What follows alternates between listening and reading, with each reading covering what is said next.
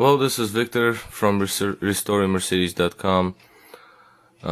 This video is for Carol and Bill in Connecticut, and it's really late and I'm really tired, so pardon my voice. It's almost 3 a.m. Well, anyway, I just wanted to make this video because I know I'm not gonna make it later on because this unit is gonna be all wrapped up and finished. So basically what happens here is that we have the Mercedes ML 320 head unit. As you can see it, that's the front of it. Okay, this is called MSC unit, like modular system something, I don't know, I don't remember. So basically what happened is that the car came with non-functioning radio.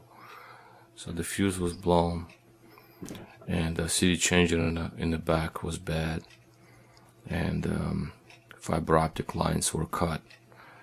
So I fixed the fiber optic lines, fixed the CD changer, and everything started to work fine. So I was really happy. But then in a few days, I went to start the car up, and the radio would start, it will illuminate, but there was still no sound. So connected my Star Diagnostics to it and trying to read codes and whatnot. No code showed up, but I could not communicate with amplifier, emergency telephone system, and CD changer. So everything comes from the head unit. So I pulled it out again, and here we have the main fiber optic connection. This is where it actually starts the ring, fiber optic ring. So this unit is in pieces right now.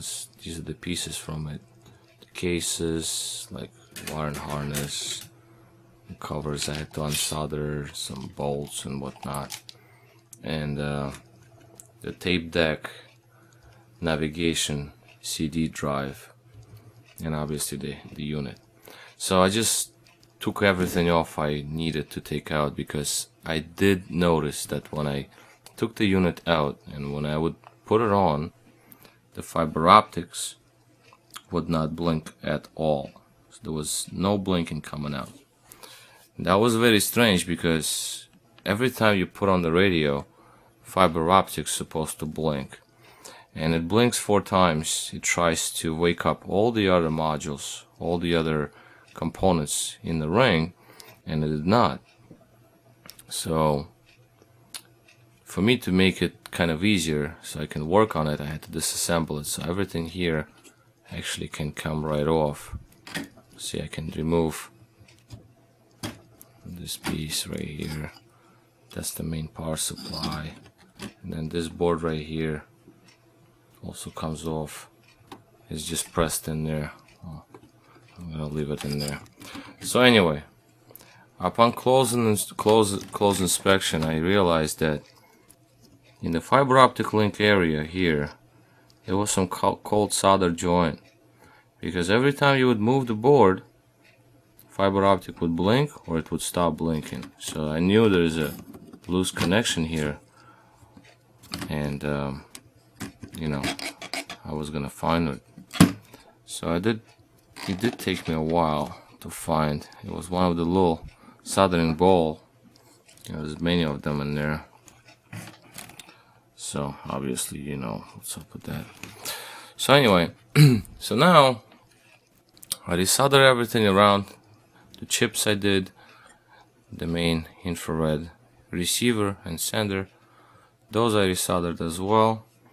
And so far, so as I'm gonna put the power on right now. There's a power button here, as you know it, right here. So I'm going to energize it, and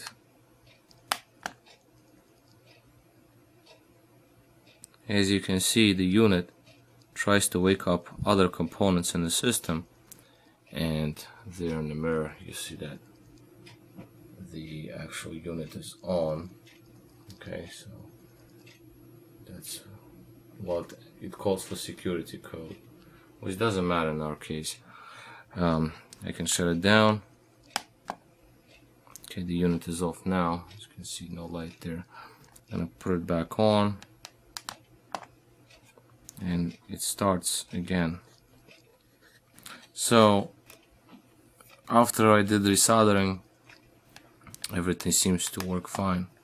What I'm gonna do right now is shut it down, and I'm gonna basically, when I would press on this board right here, it would stop blinking. So I'm gonna put it on and I'll press on the board right here.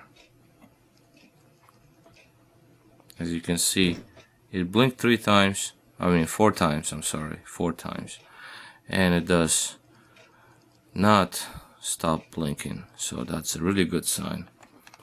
Shut the radio down again, put it back on, and I move the board, and everything seems to be fine.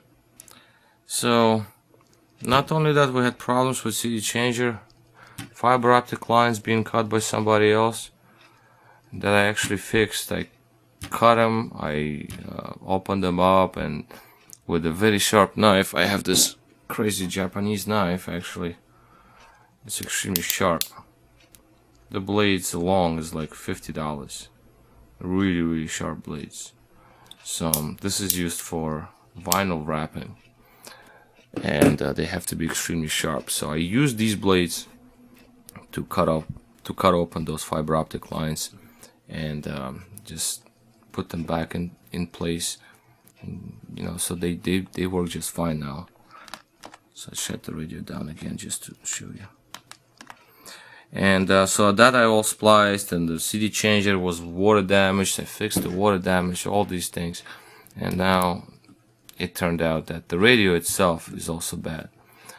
Now on top of that, the radio has an issue with navigation drive, which is the least of our concerns at this point, because I'm not gonna probably go and dig into this one.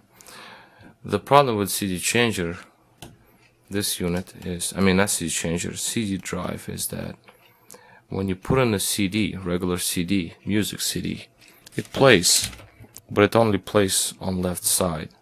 It does not play on right side. Speakers, in terms of, it plays on left side of the car, but not right side.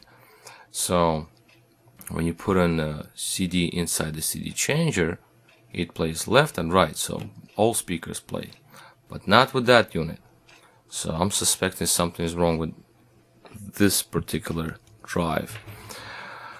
We can always put CDs in CD changer, so that will be fine, because to get that drive rebuilt, that's gonna take a lot of time too. So I just want the radio to work, so that's major concern. And so far so good. Radio seemed to work fine, and also when it played, when it was, if let's say radio would have been energized for quite a little bit of time, and I shut it down and I put it back on, fiber optic will not blink anymore. So right now, I tested this radio being on for quite a few time, you know, few like, I don't know, 10 minutes, and I'll shut it down and put it back on. Fiber optic would always blink, so I know I found the cold solder in there somewhere. So yeah, this is basically, I wanted to show just what I did with this unit, and I'm going to assemble it right now before I go to bed, because memory is still fresh where everything goes, and I need to do it now, because tomorrow I might forget where things go, and you know, other projects come along. So that's why I'm making this video this late. But other than that, I mean, you know, that's pretty much, it's very well made in terms of repairability. You can, you know, it just comes apart like Lego. You know, like units come apart and everything comes along. Nothing is super crazy, like you don't have to grind anything, you don't have to, you know, do weird things like with throttle bodies. You have to grind through some things and get coils out, and anyway.